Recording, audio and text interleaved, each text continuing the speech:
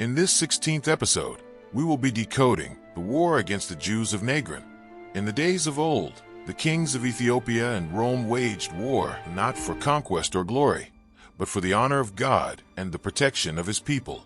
Their armies stood united, a testament to their shared faith and divine mission. For the enemies they faced were not merely men, they were the adversaries of righteousness, the destroyers of faith. In the land of Najran, a great evil had risen. The Jews, led by their king Yusuf-Azar, had turned away from the God of their fathers. They sought to eradicate Christianity, burning churches, slaughtering the faithful, and forcing conversions. The cries of the oppressed reached the ears of the kings of Ethiopia and Rome, and they answered the call to defend the faith. King Kaleb of Ethiopia, the guardian of the Ark of the Covenant, led his armies across the unforgiving desert. His soldiers, fueled by faith, carried not only weapons, but also the prayers of their people. Across the sea, the Byzantine emperor sent his fleets, a symbol of the unity between the two kingdoms.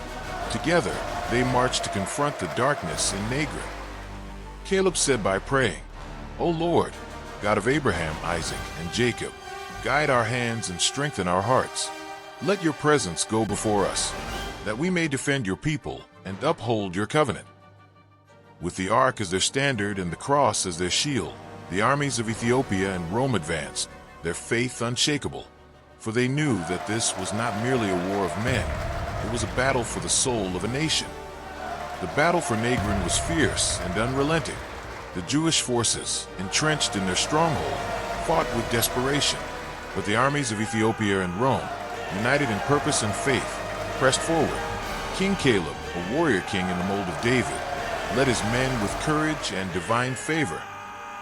In the heart of the city, King Kaleb faced Yusuf-Azar, the architect of Najran's rebellion.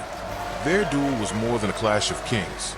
It was a battle between light and darkness. With the strength of God, Kaleb prevailed, and the tide of the war turned.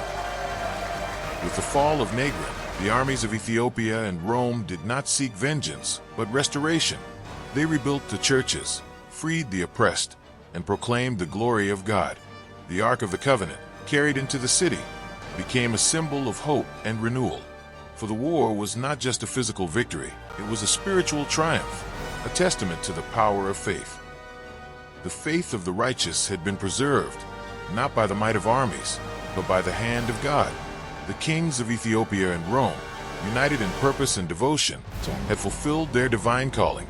Their victory was a beacon of hope, a reminder that the light of God will always overcome the darkness. And so, the war against the Jews of Najran ended in victory. The faith of the righteous was preserved, and the glory of God shone brighter than ever.